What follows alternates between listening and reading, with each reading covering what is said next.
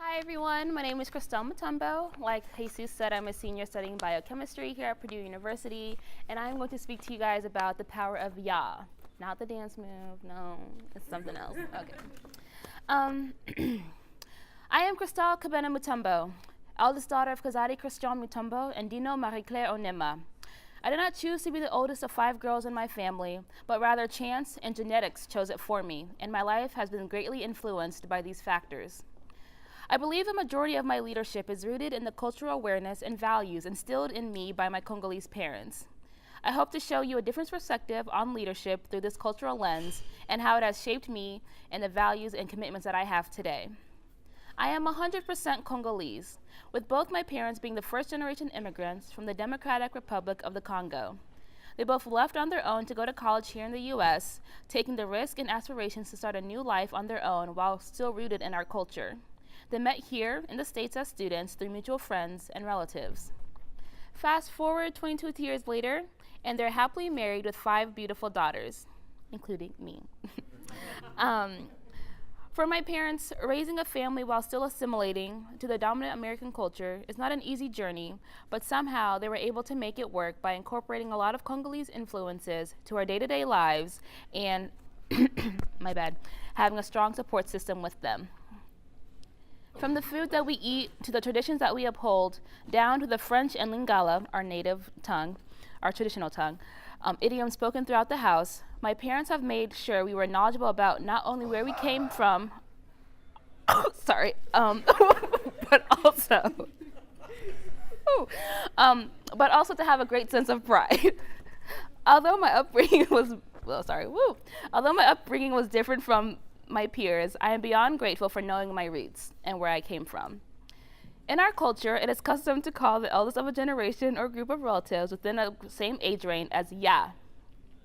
With me being the eldest in not only my nuclear family of siblings, but also my extended family of cousins and even some of my friend groups, I was often referred to as Ya Christelle or Yaya, as a sign of respect and family status.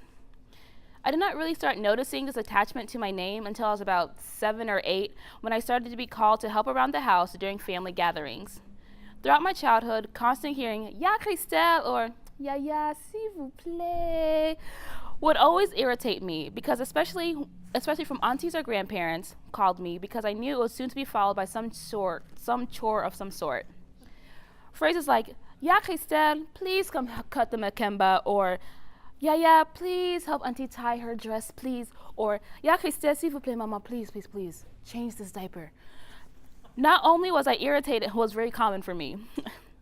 Not only was I irritated with these influx of chores when I just wanted to eat or hang out with my friends who were also at the party that I was at, but also I was irritated at the fact that my younger siblings hardly ever did anything. One day I asked my mother, why am I often the first one to be called to do anything that requires extra help around the house or at a Congolese community event? She turned around and stated that by being one of the oldest of my sisters, cousins, and family friends, I often have to set the example and standards for others. She went on to explain how she was in the same position as I was in being the oldest girl in her family, and how it greatly shaped not only the way she viewed herself, but also her family dynamic. They all looked up to me, so it was my responsibility to lead by good example. Still today I lead, she said, even when we're all grown up with our own families and kids. And you are now starting this process, Yaya. Being Ya Marie-Claire or Ya Christelle would never change. People will always look up to us no matter what. See, at first I thought that was unfair. Like, I didn't choose to be my mother's first child or the oldest cousin, so why is leading by example my birthright? Being my naive self, it took me a long time to understand the impact of the things I did and how it affected the community around me. I remember first noticing my direct influence when I first visited my little cousins in France during the summer of 2015. Leia and Cassie were always asked their mom if they could wear the same things that I was wearing. If I was wearing a jean dress, they would want to wear their jean skirts. If I was wearing lip gloss, they would always ask if I could put some on them or things like that. And they even tried to copy some of my poses that we took during photos. After that trip, I reflected on my actions and the impressions that I wanted to leave on them. But not only on them, but also my siblings as I grew older. I wanted them to be kind to others, so I started to be less playfully harsh. I wanted them to be helpful and go beyond what is asked of them, so I began to actively ask my mom and aunts what I could do to be more present at home. But most importantly, I wanted them to be beautiful from the inside out. So I started a habit of speaking positively in all situations, good or bad, and finding the beauty in everything. Forming these habits was not easy, but it really helped me grow and apply these things into my future leadership positions, big or small. Even though I have not seen my cousins since then, they still call us regularly to check in on my sisters and I. I never really understood what it was like to lead by example in the smallest of ways, and coming back home after that trip really shaped how I viewed myself within my Congolese community and followed through when I came to Purdue fall of 2015 as a freshman. I believe my childhood upbringing of being Yaya was most reflected here on campus when I was a part of Afro Royale dance troupe my freshman year through junior year. Afro Royale is Purdue University's only Afrobeat dance team, and I joined here in order to stay connected to my roots through dance while I was away from home. While on the team, I created bonds with some of the younger members in which they playfully called me mom or grandma, from supporting them in being a source of good advice, positive perspective, or even a simple laugh. I myself looked up to the founders Benny, Mudia, and Wanga as Yaya, but I would playfully call them mom or auntie out of respect. These bright young women who love to dance gave me so much joy and outlook on life. I was beyond proud to be their vice president last year, for I wanted the same things for them as I wanted for my younger siblings and cousins, for them to be kind, helpful, and beautiful. I have learned so much more about myself and my strengths as a leader and friend through them.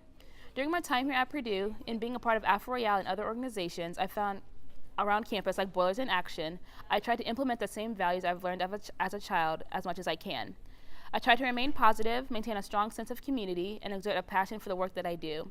And I hope that my time here at Purdue was one of good value to those who I have met so far.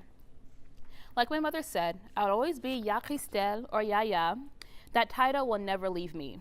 It has greatly impacted the way I view my life and the life of those I hold near and dear to my heart. It has always been a part of how I perceive my leadership skills and its intersection to family dynamics and group dynamics as a whole. I hope that if I am blessed to have children of my own, that they will be able to understand and know the importance of being a leader, regardless of where they fall in our family line. Thank you.